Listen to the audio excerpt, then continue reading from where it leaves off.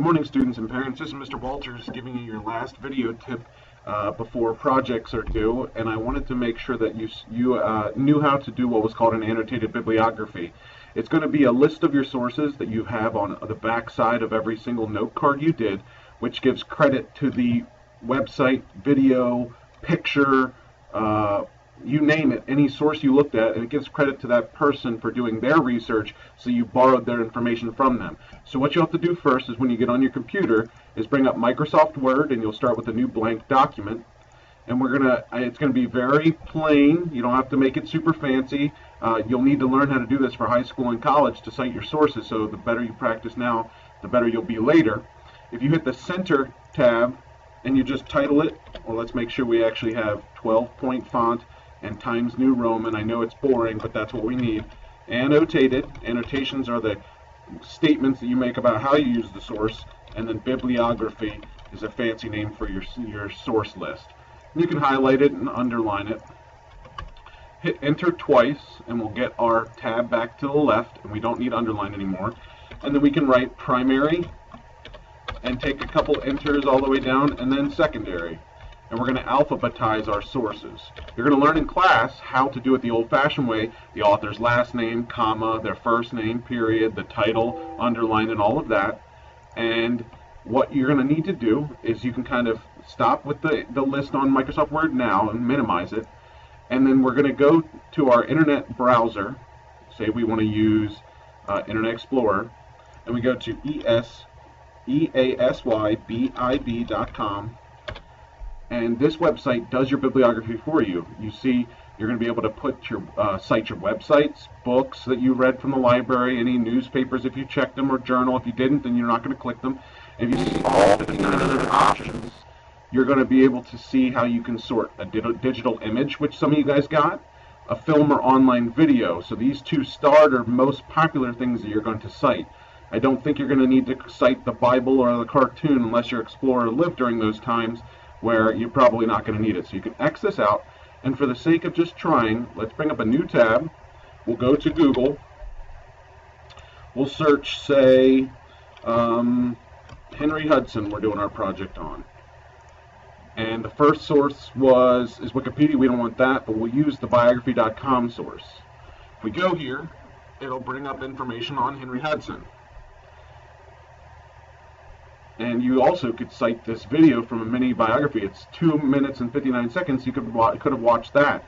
So we don't need the video. All we need is to get the web address. Oh, we can pause that. Sorry. We can just click the URL until it's blue. Right-click, copy. Go back to EasyBIB. Right-click where it says Cite Source and paste, and hit Cite It. And says, here's what we found for you. Bio.com, A&E New Networks Television, and today's date. And then you just hit continue to the final step. Now, all the things that are highlighted in orange, it says they couldn't find for you. And that's okay. You can go on without it and hit create citation. And here's the citation right now. You just hit click copy and paste. Now, since it's an internet website, and sorry that these videos keep popping up, EasyBIB likes to have ads, and we'll stop it once it begins so we don't have any sound on it, hopefully, so it doesn't mess up our video here. All you have to do is hit copy and paste citation, or you can highlight it yourself and paste it once all these ads stop. That's the bad thing about EasyBIB. If you do it the old-fashioned way, you won't have to worry about it. But if you highlight, copy, since it was a website about Henry Hudson, we know that he didn't live during the time of websites, and we just click paste. And that's one of our 10 sources already listed. We'll eventually put them in alphabetical order. Luckily, this is a B, so A, B, it's going to be towards the top. Now, say we wanted to cite a video. We could go to our good old friends at YouTube. We could type in Henry Hudson, and we'll say we'll use this first one. It's a pretty good mini biography, and it's from the same source. So we hit pause. We don't need to hear it all. We copy the URL, Control C, or right click and copy. We go back to EasyBIB, but we want to click and call this, click all 59 other options and go to online video. And we can, actually let's just go back to EasyBIB, and we can right click and paste it, cite source, and see if it finds it. And I found it, YouTube, Henry Hudson Mini Biography, YouTube's the publisher. Continue to the final step. Again, if we can find any of the highlighted orange areas, we can put that in, but hit create citation. Again, our issue with EasyBIB is that it gets people's money by doing ads, but we can use it for free too. Copy and paste this citation. It says copied. We can understand our risks. Don't show me this again. And we can close that out, and we can just right click, and it's a secondary source. Again, we'll hit enter after this one and paste.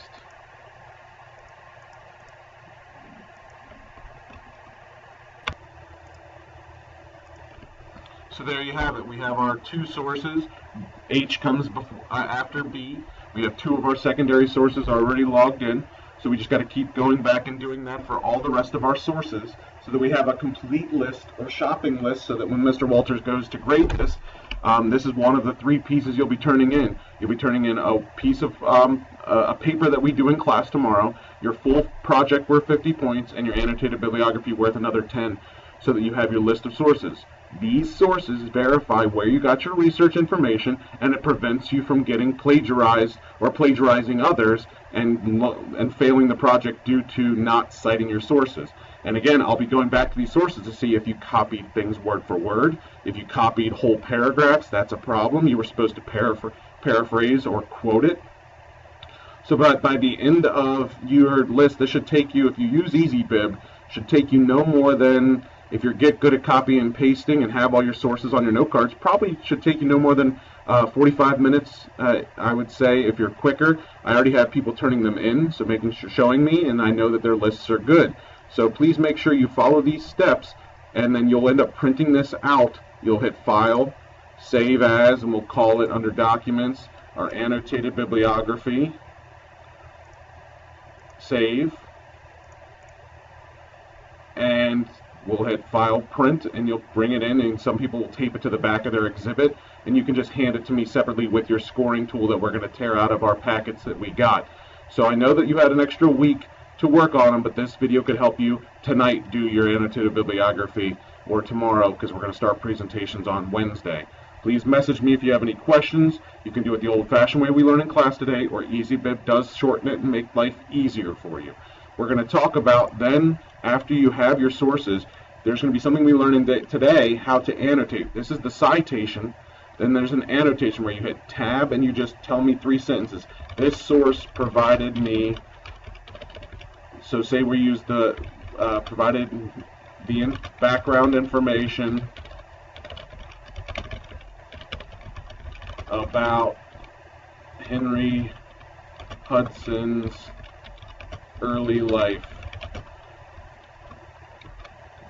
The dates of, well, let's just say that the important dates and people that helped Henry grow up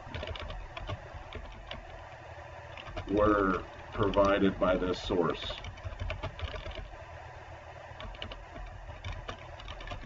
So we're going to write a couple sentences about specifically what information we got from here, and that's called an annotation. It just summarizes how you use the source. So you have the source here, and so I can go and find it, and then you kind of summarize how each one is. So eventually this will just be a page or